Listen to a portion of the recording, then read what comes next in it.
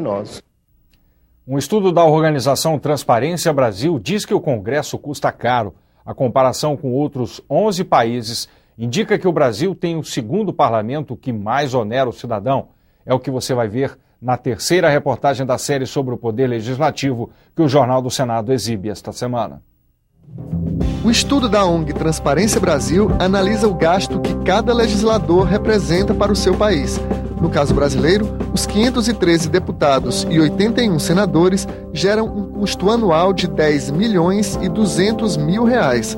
Ficamos atrás apenas dos Estados Unidos, que gastam 15 milhões e 300 mil reais por parlamentar. A Espanha tem um legislativo mais barato, 850 mil reais por congressista. Os dados são de 2007. É caro, realmente, a manutenção do legislativo brasileiro, assim como a manutenção dos legislativos dos municípios e nos estados também, eu acho que é um pouco além da conta. Segundo o estudo, o orçamento do Senado joga a média brasileira para o alto.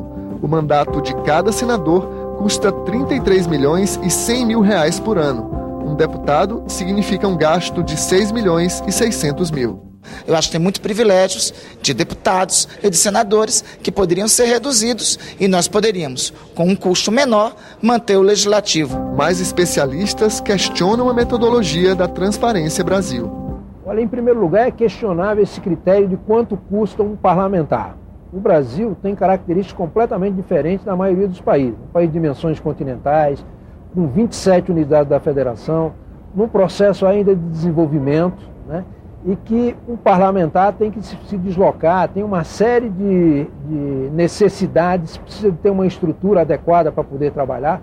Então essa mensuração de quanto custa é questionável. Eu digo sempre que a democracia não tem preço, mas o custo do Congresso Nacional é realmente um custo de aproximadamente 10% do orçamento da União. Então o Congresso Nacional esse ano vai ter um custo de aproximadamente 9 bilhões de reais, quando nós estamos falando de orçamento de aproximadamente 900, 800 e tantos bilhões de reais. Na proporção do orçamento da União, eu diria que é pouco. O gasto do Executivo, né, é muito maior do que o gasto do Legislativo. Mas os poderes têm tamanhos diferentes. Agora, quanto à qualidade do gasto, à eficácia do gasto, evidentemente que nós teríamos que fazer uma série de análises para ver se é mais eficaz ou menos eficaz o Congresso Nacional do que os outros poderes.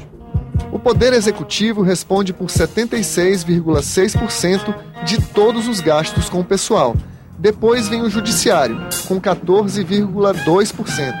O Legislativo aparece em terceiro, com 3,6% dos gastos com o pessoal. Em seguida, vem os servidores do Distrito Federal e do Ministério Público da União. Eu acho que não há custo algum que justifique a inexistência de parlamento funcionando.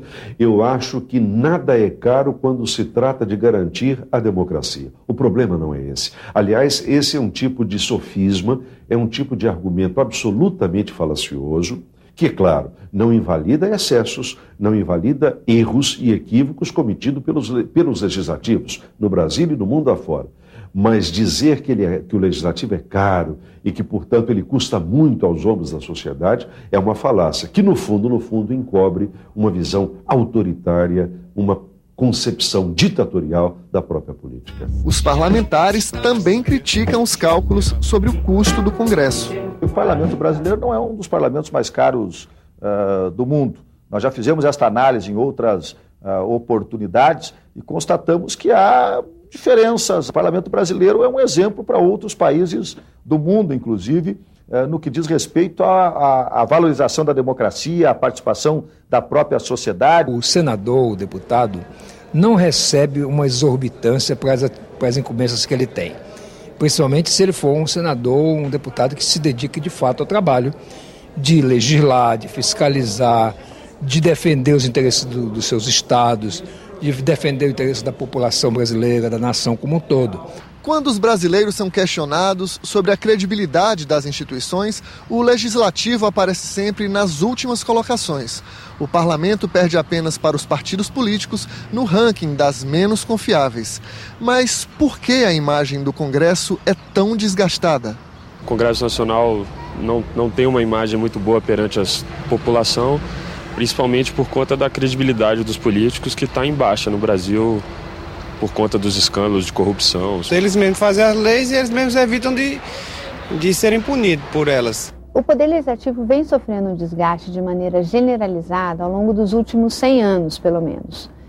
Isso a gente percebe na sociedade brasileira e percebe também em outras sociedades. Então, o Legislativo brasileiro não é mais desgastado do que o Legislativo na França, nos Estados Unidos ou em qualquer outro tipo de país que use essa forma de governo. Há problemas, às vezes comportamentos de parlamentares que são inadequados, mas isto há em qualquer categoria. Qualquer categoria sofre, né, com aqueles que não têm a devida responsabilidade com a sua atividade, com o seu papel, né, e, portanto, não é diferente também no parlamento brasileiro.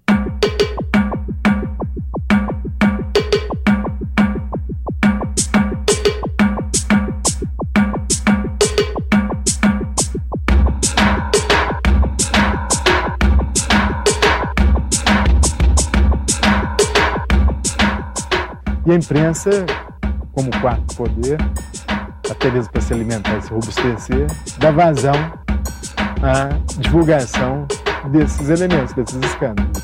E esse é precisamente o papel que a imprensa deveria ter e tem de fato, né? Porém, isso ofusca as outras atividades do parlamento e as coloca em lugar secundário. As crises vão parar lá. Nem todas as crises são originadas lá dentro. Muito pelo contrário, a maioria delas é o Congresso quem lida com elas. É problema de economia, problema de... As CPIs. Quantas CPIs nós vimos aí? E quantas nasceram originalmente no Congresso? Pouquíssimas. A gente vê no jornal, chega ao Congresso o problema tal. Como se aquilo que fosse um mal. Não, o Congresso é um remédio, em muitos casos.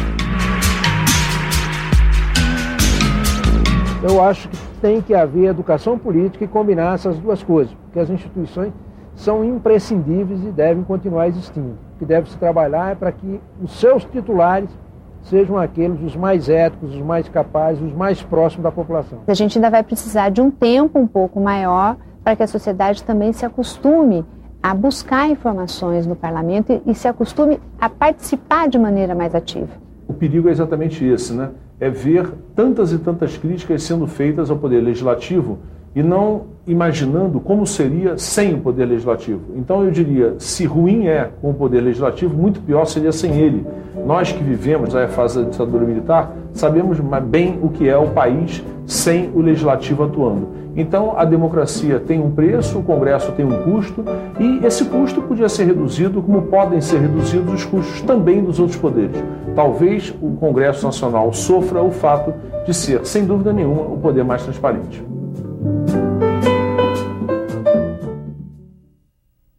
Na reportagem de amanhã, a polêmica sobre as medidas provisórias do Executivo e as decisões do Judiciário que reduzem o poder do Legislativo.